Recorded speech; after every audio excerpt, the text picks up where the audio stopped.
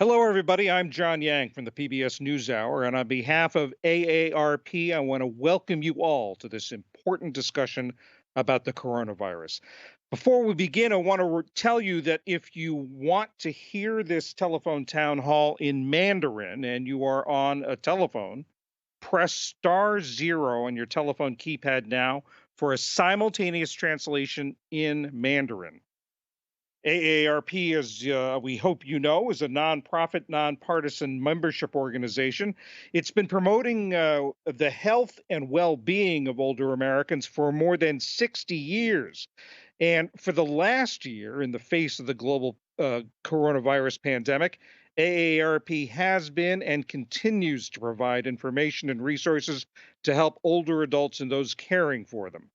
Today, we're going to discuss the latest on the pandemic, on vaccine safety and access, and what the continued distribution of vaccines means for Asian Americans, Native Hawaiians, and Pacific Islanders. Today's panel of experts will address these issues and more and take your questions. If you've participated in one of these town halls before, you know what it's like. It's like a radio talk show. You'll have the opportunity to ask questions live. And once again, if you're on a phone and you want to hear a simultaneous Mandarin translation, press *0 on your telephone keypad now. And if you are on the phone with us and you want to ask a question of our experts about the coronavirus pandemic, press *3 on your telephone. You'll be connected with an AARP staff member. They'll note your name, your question, and place you in a queue to ask that question live on this town hall.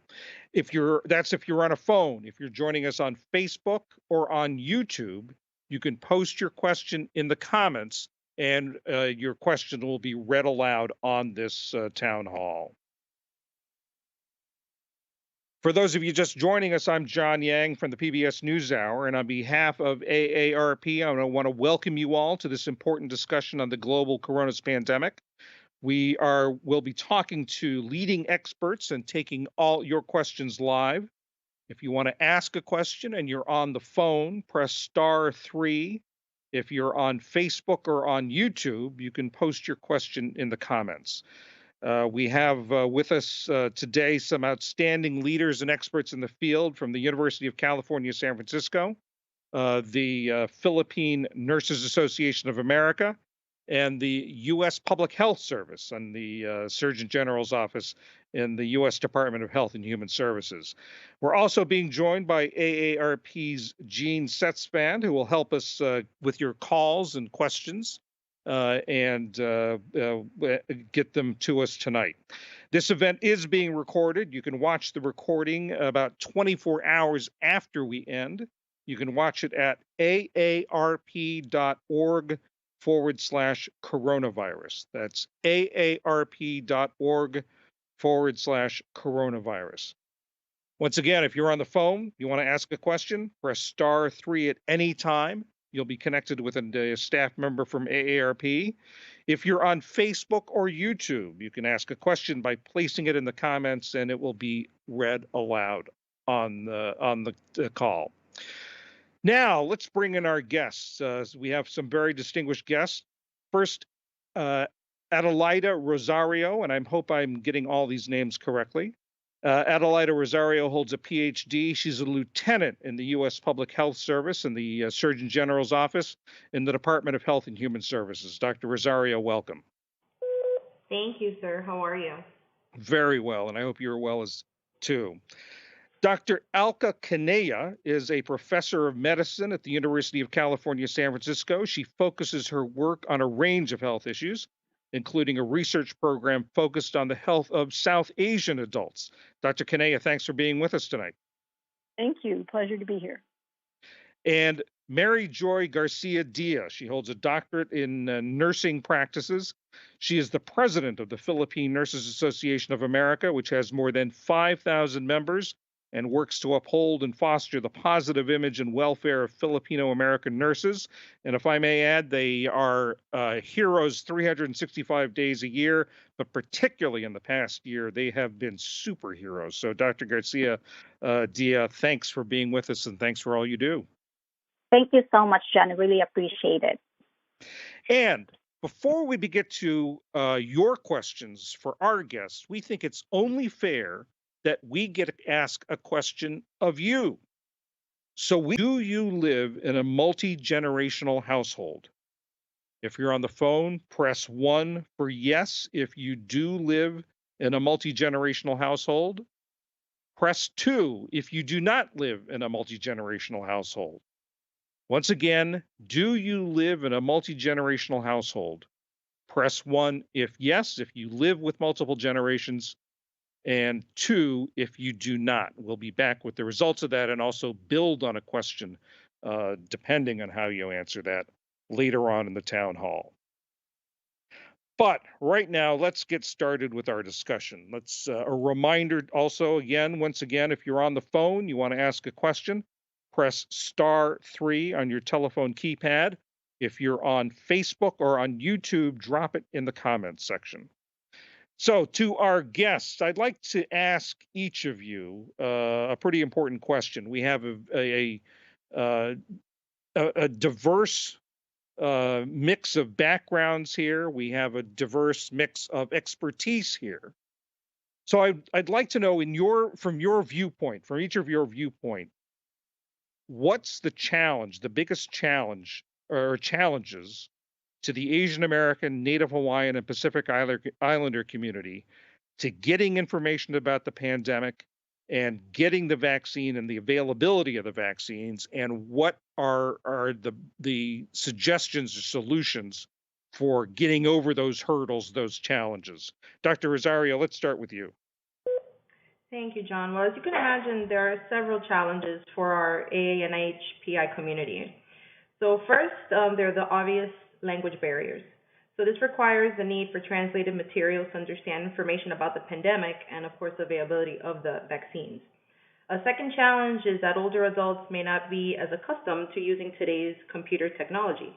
So that's going to require different options or mediums for obtaining information, whether it be print or by phone or in-person communications. And finally, the AA and HPI community is extremely diverse with multiple subgroups. And therefore, there isn't a one-size-fits-all approach with communications. And we also have a fourth issue, which is misinformation that is just running rampant about not only the pandemic, but about the vaccine. And then the potential that that creates for scams and fraudulent approaches. So one solution is to continue to be very open and listen to our local communities and make a concerted effort to provide factual information about the COVID-19 vaccines and point everybody to trusted sources of research and rigorous testing that's been conducted, as we know, by the CDC and FDA. And the education about the availability of the COVID-19 vaccines and the efficacy are always going to be important points to stress. You raised a lot of issues there that we'll get back to, but just quickly, Dr. Rosario, I wonder, you talk about the need to have materials in different languages. Does the Public Health Service have these materials in various languages? They have. The HHS has been working on a number of print materials and virtual materials targeting the major subgroups and the relevant languages so that we can really penetrate the community in their native tongue. And then they're already moving into a second wave of a whole second sphere of subgroups, which now includes also American Samoans and some of the smaller islands. Great. Thank you very much. Now, Dr. Kanaya, what about you? What do you see as the biggest challenges, and how do we surmount those challenges? Yeah, thank you. I definitely agree with what Rosario just said about these challenges with language and technology and misinformation being, rampant. I will add a few other thoughts, and that is trust in the vaccine and in the process of making the vaccine, and that, whether people trust the science behind it and want to get vaccinated as a result. And that may, again, I think things that are undermining trust are misinformation for sure. But there's many ways to approach this problem, and I agree with Dr. Rosario that having the community help and other, people in the community you trust to help you with the with understanding what needs to be done to schedule the vaccine appointment and all. But the bigger issue that I think we need to think about is getting real information to people from trusted leaders in the community. And that would be, whether it's a community organization that has trusted leaders, whether it's the primary care doctor at the local health centers that someone trusts to give them, clear information about the pros and cons of vaccine, and really utilizing these people as the trusted voices to help engage our communities in getting these vaccines that are now available for anyone older than age 16. And with all due respect to Dr. Rosario and the U.S. Public Health Service, a lot of what I'm hearing in talking to people is that in some cases, a trusted source is not necessarily the government. Is that what you're finding, Dr. Kanaya? Yeah, there's been some community forums done in different, community groups, different race ethnic groups, and oftentimes, for the vaccine hesitant groups, when they interview them, and these may be, Latinos, Asians, all different types of groups, the one thing that keeps coming up is lack of trust in larger governmental organizations, and people saying the people who they trust are people who they've known for a long time. And that often becomes their primary care doctor if they've had a long-term relationship with somebody, or their community leaders. And that's where I think, having those, whether it be from faith-based organizations or other community-based organizations, these are where we need people to really help step up to really talk about the truth about the vaccines and about why it's so important that everyone gets vaccinated. Thank you, Dr. Kanaya. Dr. Garcia-Dia, is there anything? What would you add to what we've heard? Yeah, I totally agree with both. That trust is really important. From a solution perspective, this is where we as a professional organization have really worked closely with the American Nurses Association in sharing our own experiences. Why is it important for us to get the vaccine? It's not because we're working in the front lines, but also we want to protect our family and loved ones.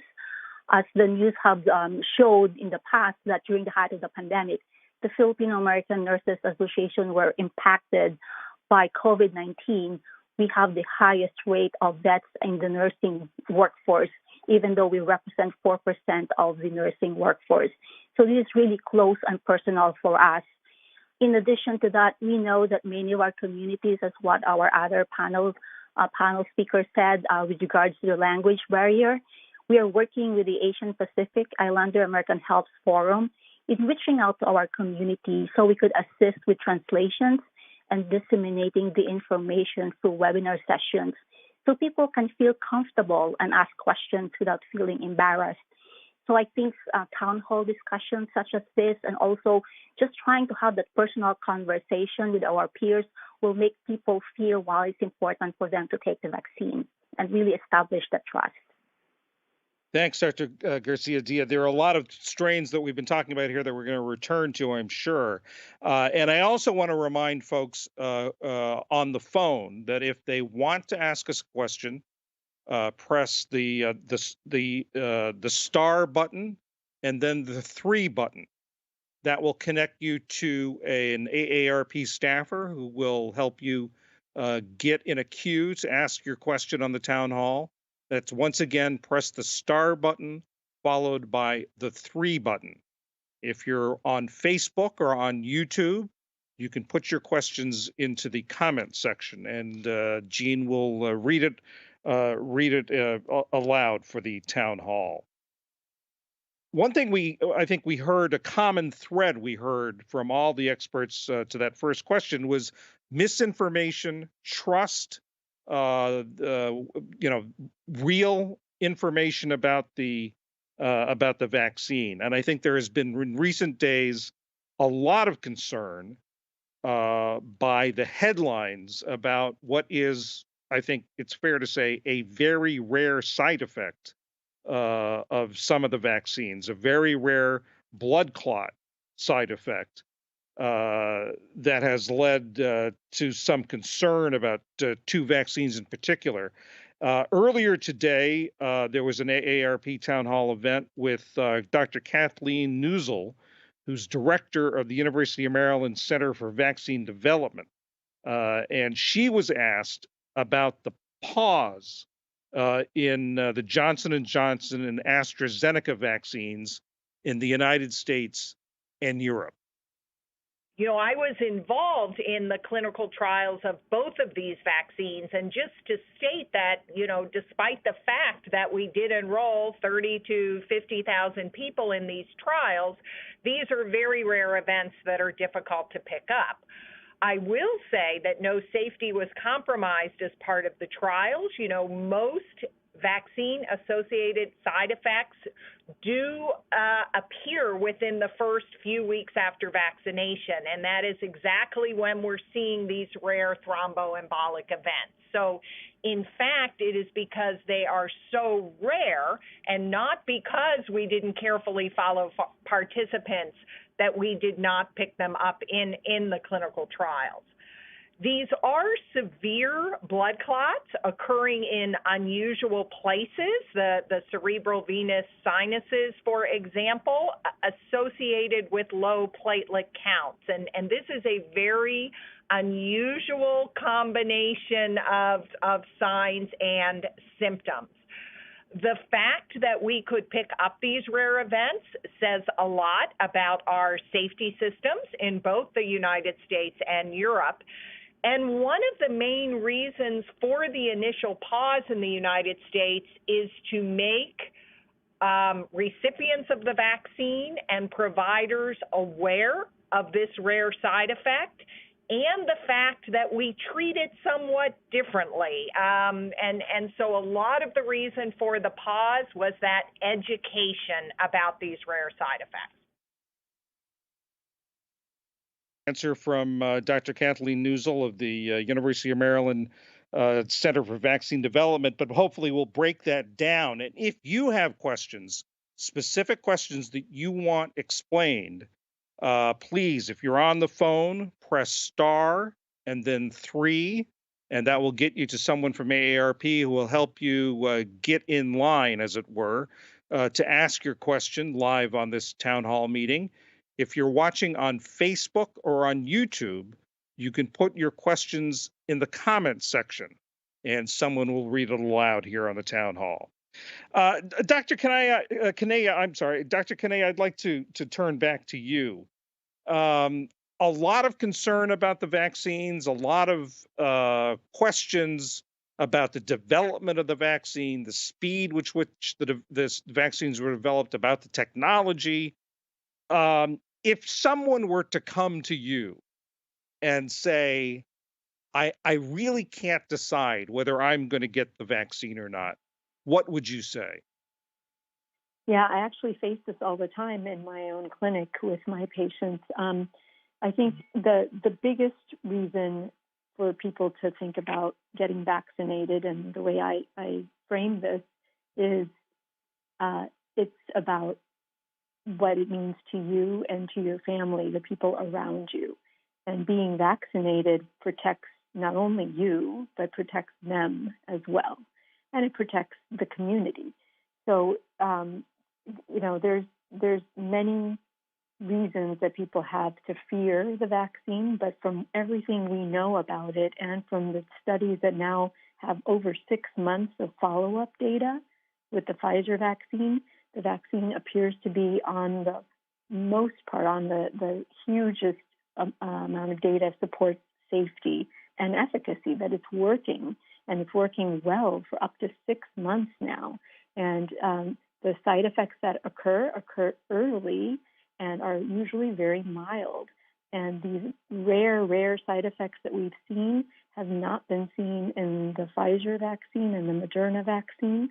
And it's very important for them to, put the fears of side effects and of the vaccine science to one side and think about the greater benefits to themselves and to their loved ones around them, and the bigger benefit to us all, to our global community, to be able to have and achieve herd immunity.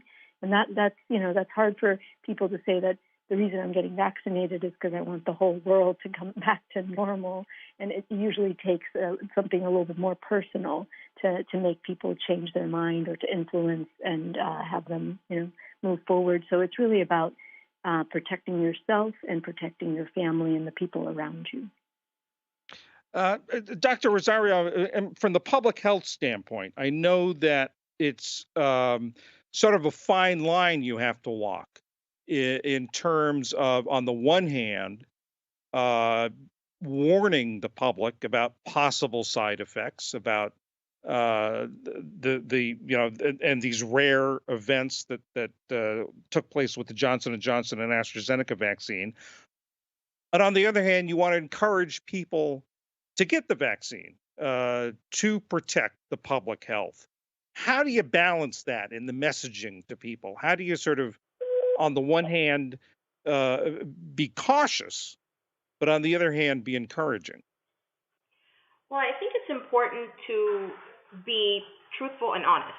So, the one thing that is making the news often, the one piece of information that everybody has kind of at the front of the head, the common piece of conversation, the dinner starter is kind of all of the negative feedback that you receive that's out on the news. The smaller numbers that have to do with these rare occurrences and these illnesses. But when you just look at those small numbers in contrast to the millions who have received the vaccine and who are fully inoculated at this point and are doing fine and nothing beyond the minor side effects, I mean, that is substantial evidence and really encouraging, hopeful evidence to kind of to guide yourself, and that's always part of our messaging, that the benefits so far outweigh like these small risks, and the same way that any other vaccine is thought,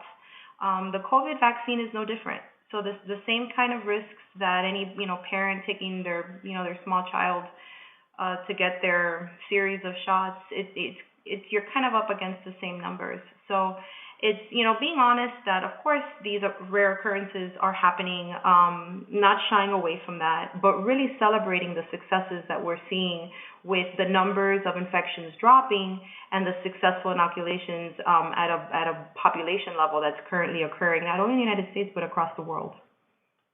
And Dr. Rosario, I know that public health is more than just sort of the symptoms and illness. I mean, there's sort of a broader impact, particularly as we've in COVID-19. And I'm wondering if you, in your work, have seen the effect on the Asian American, Native Hawaiian, and Pacific Islander community beyond just health, in terms of finances, economics, housing, security, and that sort of thing.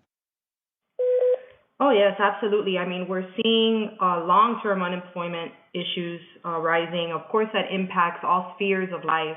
It impacts the kids with their education, their access to education. It impacts, housing stability, et cetera. And then, of course, in addition to this pandemic, there's this heightened negative attention right now that's been kind of focused on the Asian American community because of all the stereotyping. And it's terribly unfortunate. It becomes what equals a double pandemic, essentially, for all of our older Asian American community members, because they're dealing, with all of this awful discrimination, in addition, layered to this health crisis. So there's something to be said on disproportionate mental health impact that now our community is dealing with, courtesy of these two layers, this other layer of impact aside from the actual pandemic. And Dr. Garcia-Dia, you should, I mean, along with that idea of sort of the impact beyond just health, I mean, there has been a tremendous, we've heard the stories of the frontline healthcare workers, like the nurses you represent, the tremendous psychic toll this pandemic has had on them of caring for people who are desperately ill and cannot be with their loved ones. Their loved ones can't be at their bedsides. A lot of people want to help. Members like your membership. What should they do? What can people do to help frontline workers like your nurses? Thank you so much for asking this question, John. We all know that the level of stress and emotional impact to our healthcare professionals are very profound. Many of our nurses shared their traumatic experience. Some of the nurses have been infected with COVID-19 and recovered, and they are thankful that they were able to make it alive, while others experienced losses within their immediate family. So, for example, individuals like the Just Sleep Project have reached out and fundraised for programs that can provide psychosocial and emotional support through peer-to-peer support. Culturally, for Asian American Pacific Islander, and I think more for the Filipinos, there is a stigma associated with seeking mental health. Our organization had conducted an emotions behind the mask survey to understand what are the challenges that our nurses are experiencing and how can we help unpack these emotions of depression, the moral injury that they feel because they survived versus the other peers or their loved ones, and the frustrations that they continue to feel because the pandemic is not going away. So when we kicked off the resilience program, it's really meant to help them in the long haul. So this way they can really refocus and make mindfulness exercises. And a lot of people also practice spirituality. We also sent a survey on what can we do to make them feel appreciated. Surprisingly, amongst the choices of gift cards, one thing that stuck out is the recurring comments that we read. A simple thank you will make us feel better. So this coming May, actually, we will be celebrating Nurses Week. And we hope that the audience will express their thank you to our nurses, to our healthcare and essential workers, because it will go a long way in reaffirming the reason why we chose to be in the healthcare profession, to care for our patients and save lives. And we know we can only do our job if everyone will do their share in helping flatten the curve. So really taking the first step to take care of yourself and get your vaccine will help. It will be a huge help. Thank you.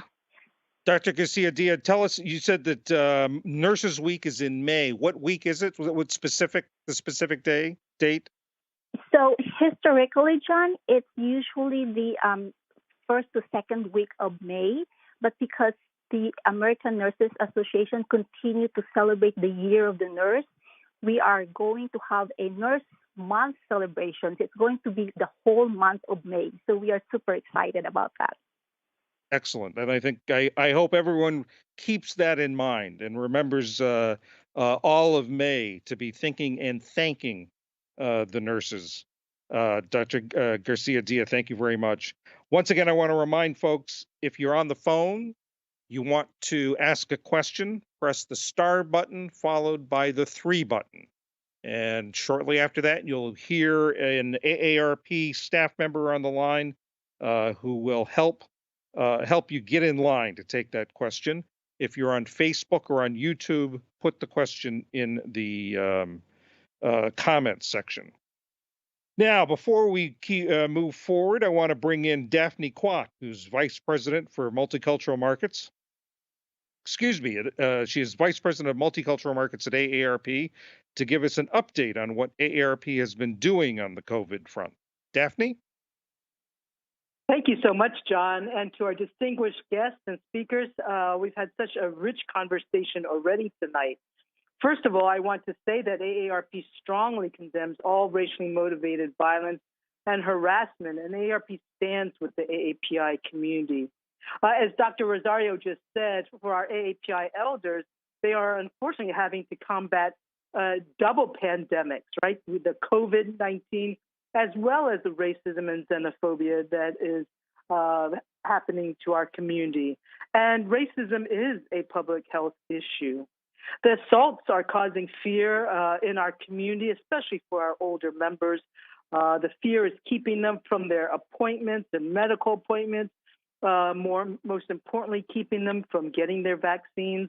And I know that volunteers have been helping out at the local level to really be accompanying our elders to their appointments, which is so key and critical. This is all part of the public health issue that's at threat. The entire nation needs to come together to help control COVID spread. So you may be asking, what is AARP doing for our AAPI elders? Well, first of all, in May, we will be hosting a Stop Asian Hate Forum that will be open to everybody and anybody. We are also working to produce, as we've all heard, in-language materials is so key and critical for our elders. And so we are doing that, producing materials to help protect them from becoming a victim, also producing materials for bystanders who may see an incident.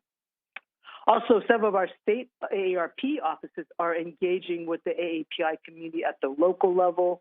And also, most importantly, AARP has a tremendous communication channel, whether it's through these forums or whether it's through our magazine with 38 million members, readership. We are able to get information out about the AAPI community. And as we've all said, it's how important it is to shatter the model minority myth, as well as the perpetual foreigner image, and also really being able to tell and talk about Asian American and Pacific Islander history, the contributions we've been making in the United States back ever since the Civil War. And so for those of you that are AARP members, I hope you get a chance to look at our April-May edition of the magazine, that we actually have a large spread in there of AAPIs who are talking about the people that inspired them. It is also on our website as well. So these are just a few of the examples that we at AARP are doing to really work on behalf of our AAPI elders and their families. Thank you so much. Thank you, Daphne. I just got my copy of the AARP magazine in the mail today. Haven't had a chance to look into it, but I certainly will.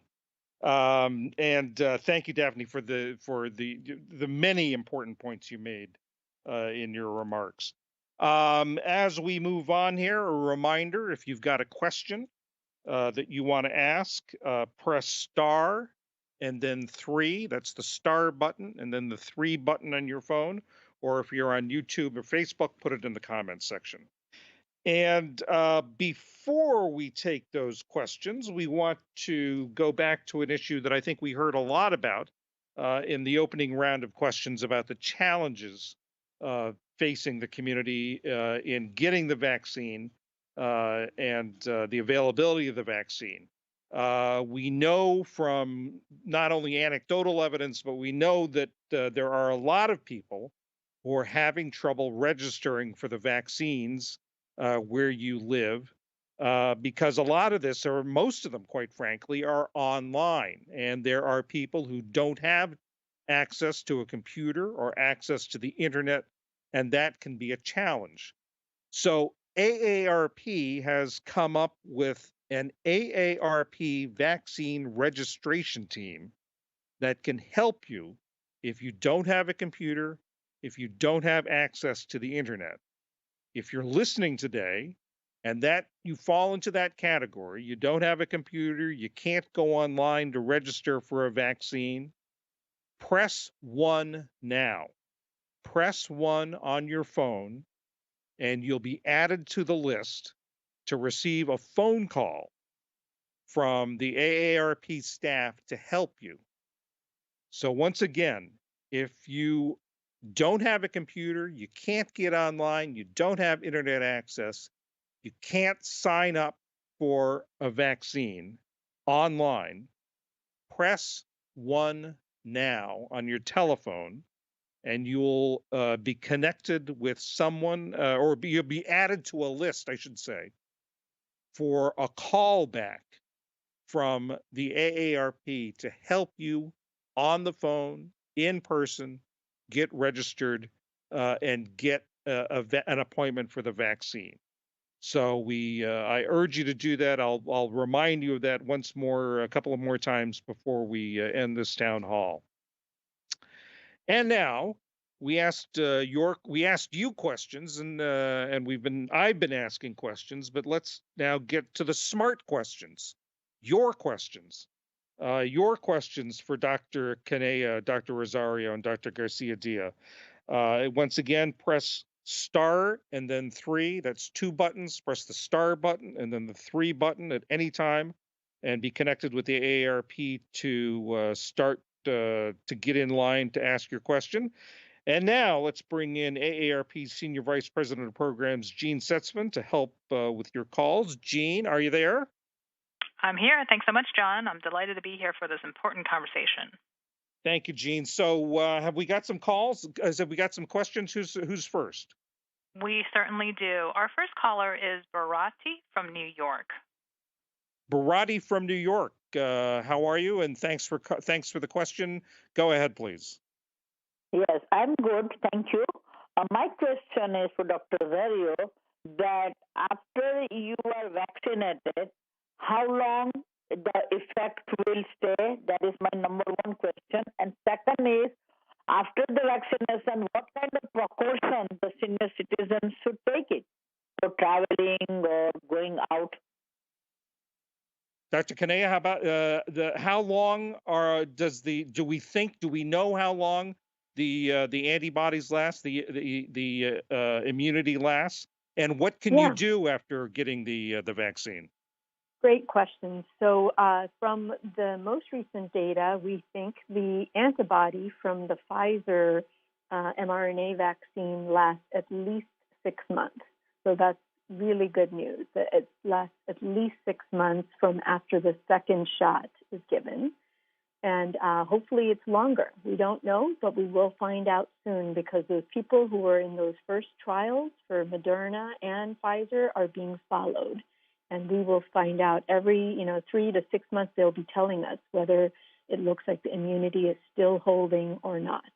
And at the same time, these companies are working on booster vaccines already because everyone knows that at some point we're going to need boosters.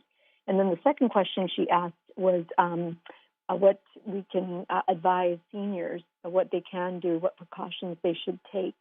At this point, I advise my senior patients and my parents that if they are fully vaccinated 2 weeks after their second dose, that they can get together in small groups with other vaccinated friends, family, indoors, and not wear a mask. And that means small groups. CDC says 6 people. I think a little bit more is probably okay as long as everyone has been vaccinated. So you can get together with small groups of other vaccinated people. What do you do about unvaccinated people? So when you're out in the community, walking around, doing shopping, I would still wear a mask. I would still socially distance from other people because you don't know if they've been vaccinated or not. And even though you're not going to be spreading the virus to them, it's still a good idea for us to continue to mask until we have reached herd immunity, and that means 80% or more of the public has been vaccinated. So in public, I would still mask when you're indoors anywhere with other people and you don't know if they're vaccinated or not. Still a good idea to mask. And Dr. Kanaya, can I add one more question? I know that young children, the vaccine has not been approved for use in young children yet. Yes. Can vaccinated grandparents hug their grandchildren? Absolutely.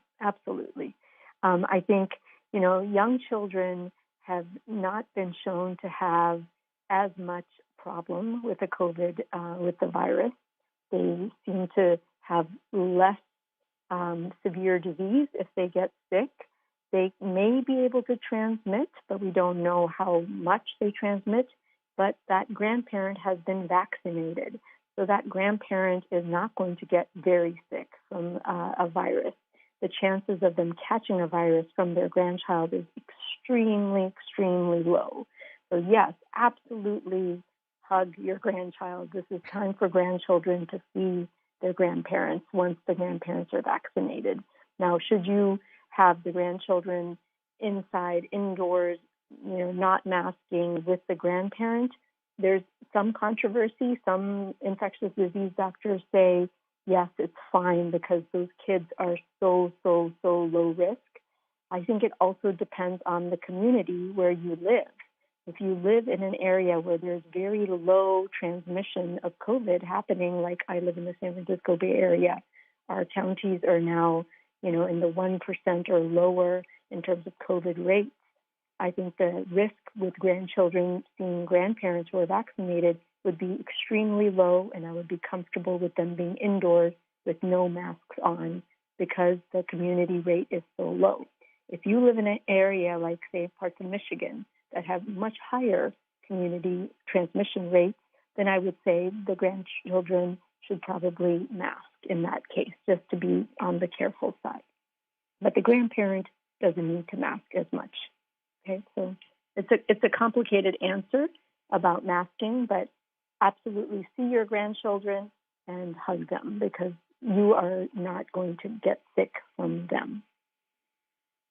Complicated, but I think one that's grandchildren and grandparents alike will welcome. Jean, who's next? Our next caller is Patel from California. Patel from California, go ahead. I have one question, and it is very basic, and that is I heard a lot that people are not ready to be vaccinated.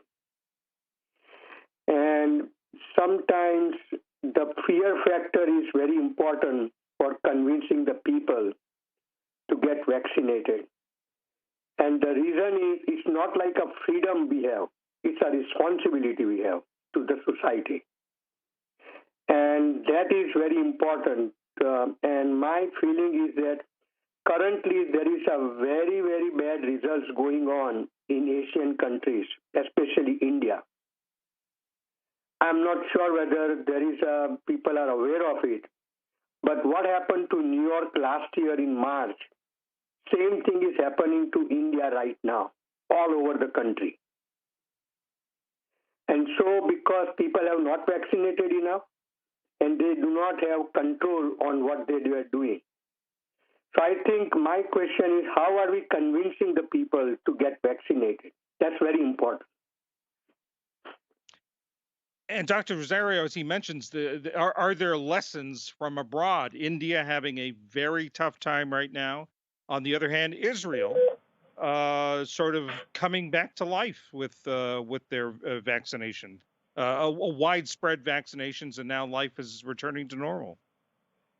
Correct. He makes an excellent point, and that's actually, for the comment that Dr. Kanaya had made before, which was altogether valid about the mistrust that exists in the communities, which this gentleman is referring to as the fear, and the distrust towards the science, or maybe the misunderstanding towards the science.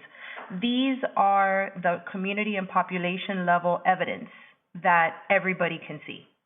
That, just taking away the sophistication of science jargon, you can see the differences and the way that it's impacting the community, the vaccines versus those with a lower vaccine rate. So Israel versus India is an excellent example. I was reading just today in the New York Times, the case in India and how they have, a spike, a COVID infection spike that is just unprecedented. So, he just makes a wonderful point. I wish everybody shared that sense of responsibility, not only just, towards our family, but towards the community and at large and the population at large, as this gentleman has, because that's what it comes down to. Every one person who receives this vaccine has a chain reaction within their family, their friends, their network, and their community. And it's a positive one. They're protecting themselves, they're protecting their loved ones, they're protecting the stranger that they stand 6 feet behind in the store, and they are protected from all that's going on around. And if they do come in contact with the virus, any severity will be averted because of the effectiveness of this vaccine. So I think it just makes wonderful points, and this is the kind of evidence that, for all of that misinformation that is circulating and all of the distrust that, of course, permeates, these are wonderful, factual, concrete examples of the benefit of the vaccine, the lower infection rates that it's creating, and the unfortunate consequence in other communities for those that don't have the high vaccine levels.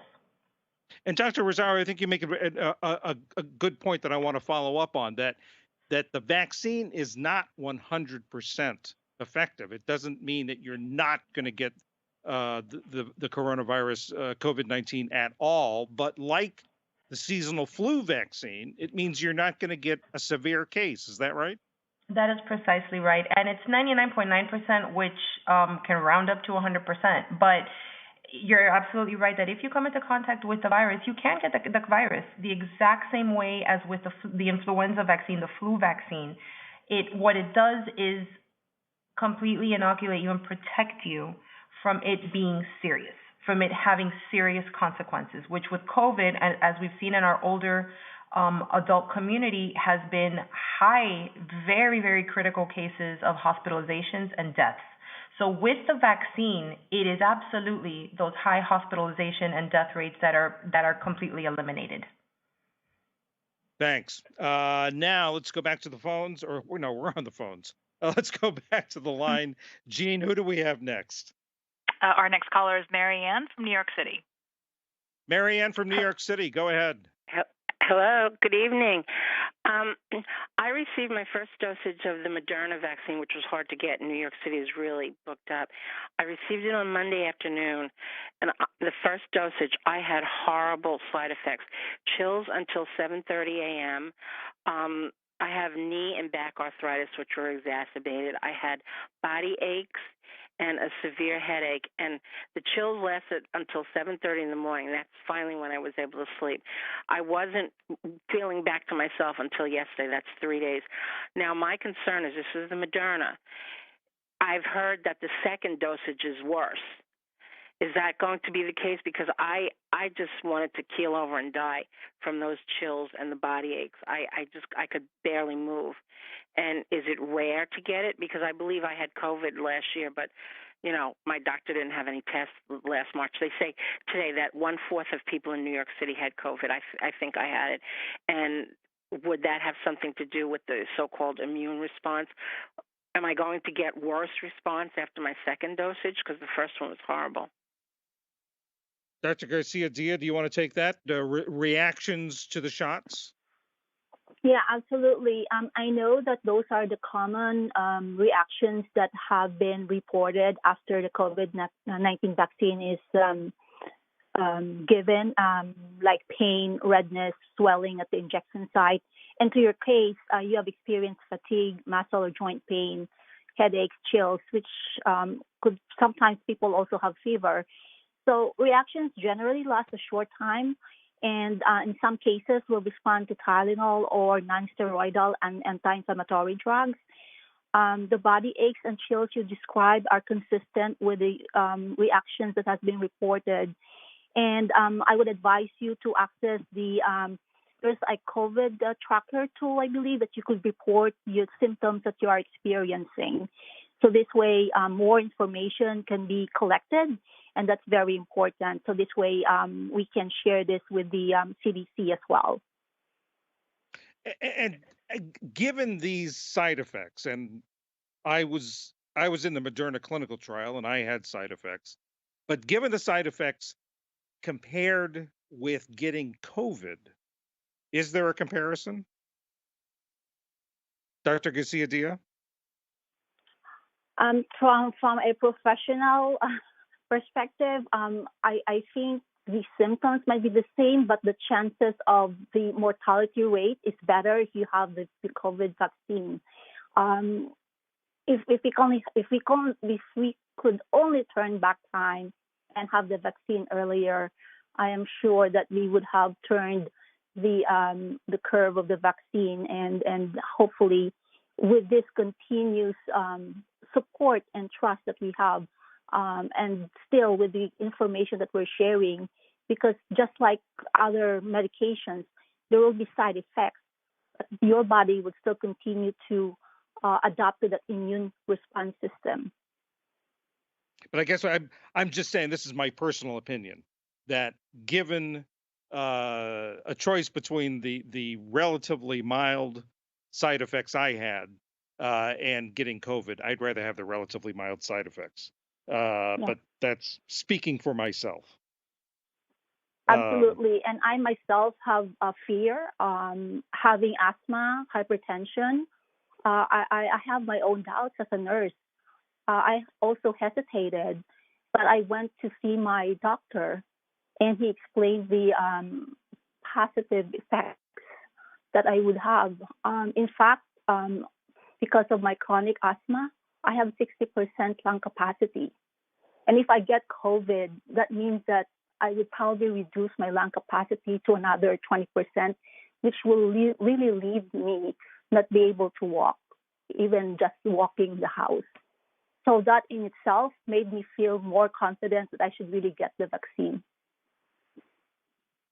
Yes, I have. I mean, one of the reasons why I sought out and applied for the clinical trials was because I have asthma. I have a mild heart condition. I thought it would be better to have a 50-50 chance of getting the vaccine earlier rather than later. And actually, it brings up a question about clinical trials that I think we'll talk about later. But right now, I do want to return to the question that we asked at the beginning of this town hall.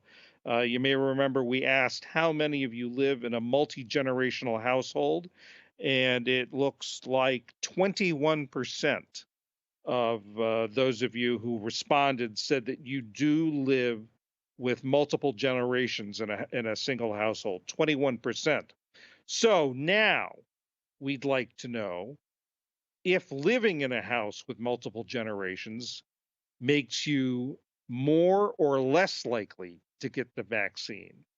So please press 1 on your telephone keypad if living in a house with multiple generations makes you more likely to get the vaccine, and press 2 if living in a household with multiple generations makes you less likely to want to get the vaccine.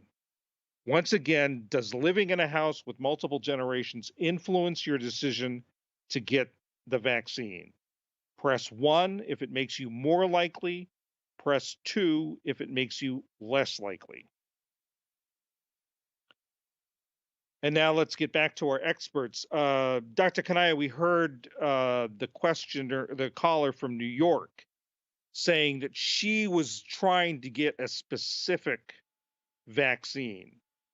And there are differences in the technologies between the Moderna and Pfizer vaccines and the Johnson and Johnson and AstraZeneca vaccine. The AstraZeneca vaccine, of course, they have not applied for authorization in the United States.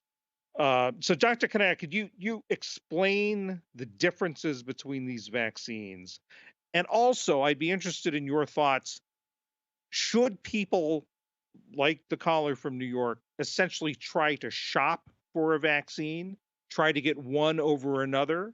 And if they're given a choice when they go to get a vaccine, what would you advise? Good questions. So the Moderna and Pfizer vaccine use mRNA technology. They're very similar to each other, and they're very different from the Johnson & Johnson and AstraZeneca vaccine that use DNA technology. Now, what does this mean in terms of mRNA and DNA? So these are the genetic material. They're small pieces of the genetic code of the virus.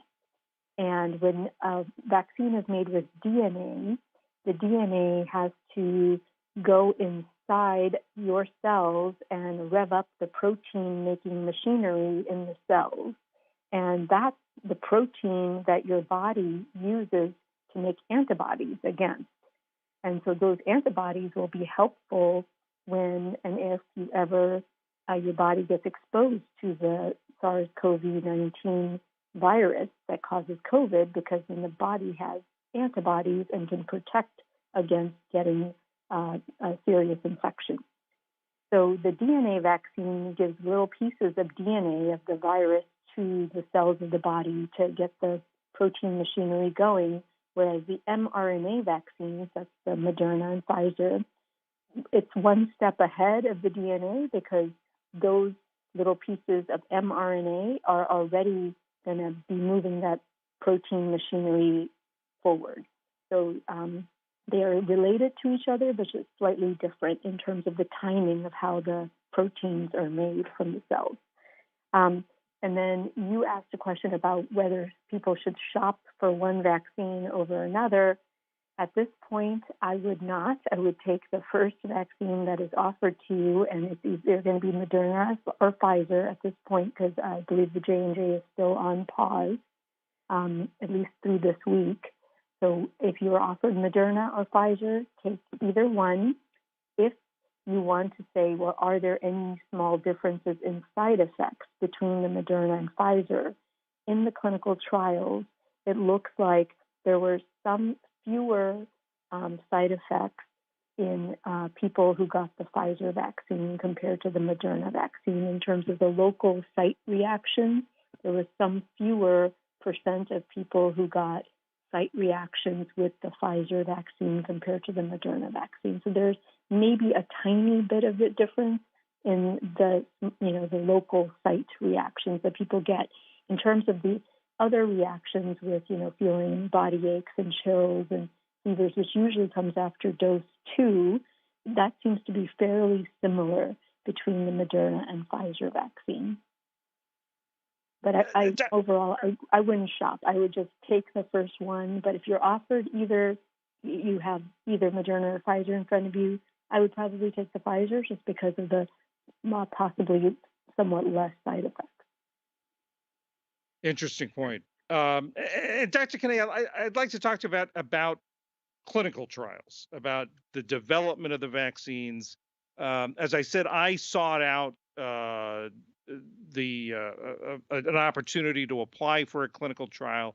I ended up in the Moderna clinical trial. But in particular, I'd like you to talk about the importance of having people of color in general and Asian Americans, Pacific Islanders, and Native Hawaiians in particular involved not only in these clinical trials, but in all clinical trials for new medications and drugs. Yeah, I think that's a critical point is, we need to have better representation of AA and HPI groups in all types of studies, whether it's vaccine studies or Alzheimer's disease studies or whatever. We don't have enough participants. We don't have enough volunteers coming from these communities, and we absolutely need to change that narrative. In the trials that were done with Moderna and Pfizer, I looked this up again today to make sure I have the correct numbers, but Moderna, the main trial, had 30,000 participants, and 5% were Asian American. They don't tell us about Native Hawaiian and Pacific Islanders in the main study results. I believe there was representation from NHPI groups as well. I don't have the exact numbers. So about 5% of the participants out of 30,000, that's about 1,400 people, were Asian American in that trial. In the Pfizer trial, that was 38,000 people, and that was not done in the United States. It was done in many other countries around the world. The Moderna trial was done in the U.S. The Pfizer trial included 4% Asians as well, which is good. I mean, we're seeing 4 or 5%. It's good. It's not great. We could do better. And, Asian Americans and HPI, Asians in general, represent 60% of the global population in the world. And, we need to do better about having representation in all sorts of studies. And is there a scientific medical reason you want to have that representation in the trials? Absolutely, especially in drug trials and in vaccine trials. It's really important to have representation from diverse groups and communities because there may be certain biological differences in how we metabolize medications or how our body develops immune responses to vaccines that cannot be seen unless we have adequate numbers of participants in these trials. That being said, at least 4 to 5% of Asian Americans were in these trials, and when they looked to see if there was any signal of any difference in efficacy of the vaccine or in side effects. They weren't able to find one. Now, does that mean that the question's been completely answered, that there's no differences for Asian Americans versus other groups? Probably not, because we're basing this on 1,400, 1,600 people in these trials. But it at least gives me some comfort knowing that there was some representation in these studies. We can do better. Very good. Dr. Rosario, I'd like to turn to you as someone from the Public Health Service. We're hearing a lot about, as always happens in these cases, frauds, scams, people selling phony vaccination cards. What can our community, what can the Asian American, Native Hawaiian, Pacific Islander community do to fight that sort of thing, frauds and scams, and also misinformation about the vaccine and about COVID? Excellent question. So yeah, for our community and particularly our elders, right, who tend to be a little bit more vulnerable, and then of course our caretakers who are the ones taking care of our older loved ones. We want to make sure that folks are empowered and and have resources and have the right information, and not get kind of swayed by this misinformation or become a victim of these frauds and scams. So there's a lot of stuff out there that can be accessed. So first of all, each state has their health department website, and those websites are kept quite up to date with information about who are authorized vaccine providers. And so then those are the providers that you'd want to obtain a vaccine. As you mentioned, John, those that call you with these fake, vaccination cards and the such. So you want to avoid that by making sure you know who are the authorized providers. You could always check the FDA's website, because they always maintain current information about vaccine emergency use, and who has emergency use authorization. If you're getting a phone call with somebody posing that they now have a brand new emergency use available vaccine, always consult your trusted healthcare provider. As Dr. Kanaya was talking about, go to those people in your community that you trust, that are particularly your doctor, your physician, about any of these concerns, and take the concerns that you have about the vaccines and about your health to them as well. So, of course, don't ever share personal or health information with anybody other than those who are known, trusted medical professionals. Please don't be giving your Social Security or any such, personal information over the phone with people calling, asking. Always just kind of double check your medical bills and the insurance explanations for benefits. You always want to kind of just keep your eyes out for suspicious claims. And of course, immediately report any errors to your health insurance provider. And the U.S. Centers for Disease Control and Prevention, the CDC, they always have a list as well of other trusted medical professionals that can be turned to for verification. So, we just encourage everybody to become more aware with their most local trusted resources that they could always use to kind of vet and verify when they get approached by these, folks trying to run a fraud or a scam. That's good advice now and also at any time, I think, during for all sorts of issues. Precisely. Thank you very much, Dr. Rosario. Yeah. You're welcome. Jean, have we got more questions? I hope we have more questions, Jean. Who's next? Yep. All right, we have Glenn calling in from Hawaii. Glenn from Hawaii. What's your question, Glenn?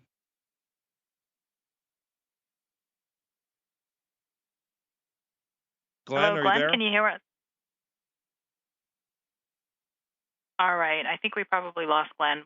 We will now go to Jovita from Florida. Jovita from Florida, I hope you're with us. And what's your question? Yes, thank you for taking my question. I have a problem because the last flu shot I had about 7 years ago, I had like a reaction like a Guillain-Barré syndrome. So I am reluctant about taking the COVID vaccine. What can you advise me? Dr. Kanaya, what would be your advice? She had a previous bad reaction to a flu shot. What's your advice? Yeah, the technology used for these vaccines is completely different from a flu shot. A flu shot uses killed parts of a flu virus, and this is again DNA and RNA technology, which is so different. There's no relationship with side effects you may have had with a flu shot and how you will do with this new vaccine. So I wouldn't be scared because of your prior experience with the flu shot. If the Johnson and Johnson vaccine comes back, would you? What would your advice be the same given the different technology? Yeah, the Johnson and Johnson vaccine is DNA technology, and it's different from what we use for the flu shots in the U.S. So I still would say, the prior experience that you've had with the flu shot does not really apply to how you will do with any of these vaccines now. Great, thank you very much. Jean, have we got anybody else? Absolutely. We have a question coming in from YouTube, and this one's coming from Diane, and she's asking, is there a difference between dose 1, dose 2, and the booster dose 3? Dr. Kanaya, do you want to take that? Sure. Do you mind repeating that? I didn't catch the whole question. Sure, no problem. The question comes from Diane, and she's asking the difference between the doses. Is there a difference between dose 1 and dose 2? And I guess we're hearing a lot about a booster dose 3. Are there any differences between those shots? Developed yet. No, the amount of vaccine in terms of the volume of vaccine you get is the same for dose 1 and for dose 2 for the Pfizer and the Moderna vaccine. J&J is only a 1-dose vaccine. So, yes, in terms of the volume injected is identical for both of these. AstraZeneca had differences in dose 1 and dose 2, but that's not a vaccine we have here in the U.S. And would, given the variants, given the evolving nature of this virus, will the boosters be any different, or will it essentially be the same? So that's the hope for these boosters is we will have smarter boosters that take into account all of these different variants that we have in the world right now, so that they will be effective against these variants, like the South African variant, the Brazil variant, the Indian variant. There's many different variants, and variants happen in parts of the world where there's a lot of transmission of virus. So, we're hopeful that as our communities become more and more vaccinated and we start to reach herd immunity, and that's usually 80% is kind of the goal here, of 80% of all Americans get vaccinated, that's wonderful news because there'll be less and less transmission of any virus in this country, and we'll be having less variants, new variants pop up. And we need the whole world to, be vaccinated so we can reduce these variants from occurring in other parts of the world as well. Terrific. Jean, do we have any more questions? Yes, we have a question coming in from Kimberly of Minnesota. Kimberly in Minnesota. First, I have a comment and then a question. So my comment is to reassure you about Johnson & Johnson. I went and got mine, but I have no underlying conditions. I got it a couple weeks ago. I have had no problems whatsoever. And the other thing I want to tell people, I was like in their schedule list, but they first tried to schedule me for a city like an hour away from where I live, actually where I was born. And I go I'm not going there. So I walked into the pharmacy and I introduced myself. And the woman looked at me and she goes you're not old enough. And I go, I don't care. I want to talk to somebody. And then an older guy came over and he goes walk over here. And I went to a kiosk and they lined me up for the next week. So to me, it's persistence in being in person that pays off. Because when you're in a database, people just treat you as a number, So that's my learning from that. So my hard question is, my mother is 88. She still hasn't had her shot, and she still lives at home. I don't really want her to live at home, but my brother is the executive of her estate, and he won't move her out. And he tells me that he doesn't want her to get the shot because he thinks she's so frail she's going to die. So what do you do about that? Dr. Garcia-Dia, what's your advice? Yeah, I can relate to that. I also live with my parents-in-law. My father-in-law is 84 years old, and my mother-in-law is 78 years old.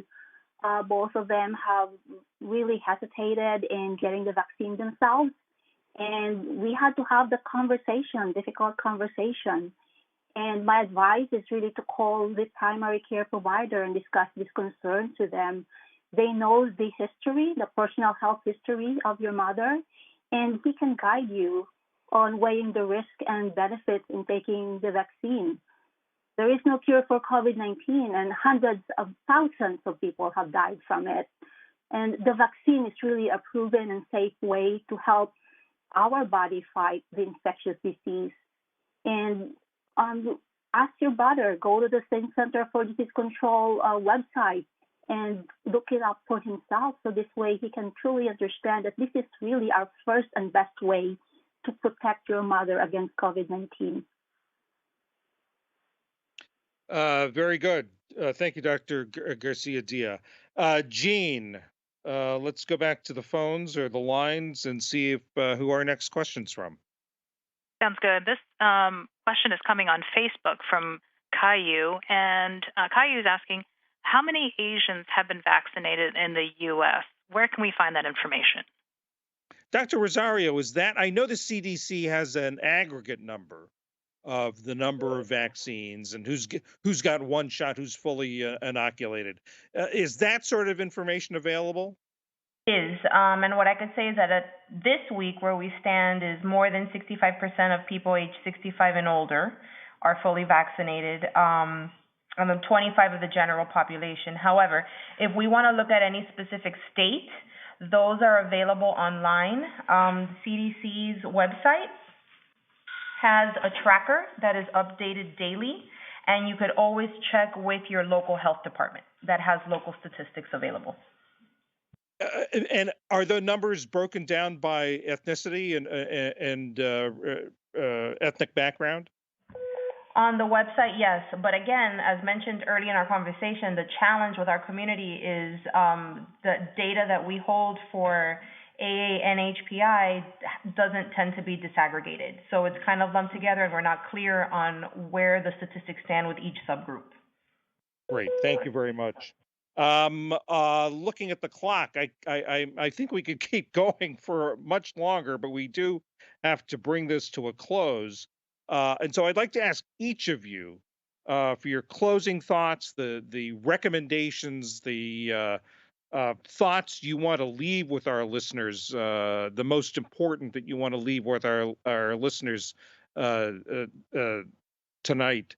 Dr. Rosario of the Public Health Service, let's start with you. Yes, sir. What I definitely want to impress upon everybody is how the benefits so far outweigh the risks. It's an issue of protecting yourself, keeping yourself out of the hospital, being able to go about your, kind of return to what was your norm, with confidence that you won't end up hospitalized, death won't be a looming threat.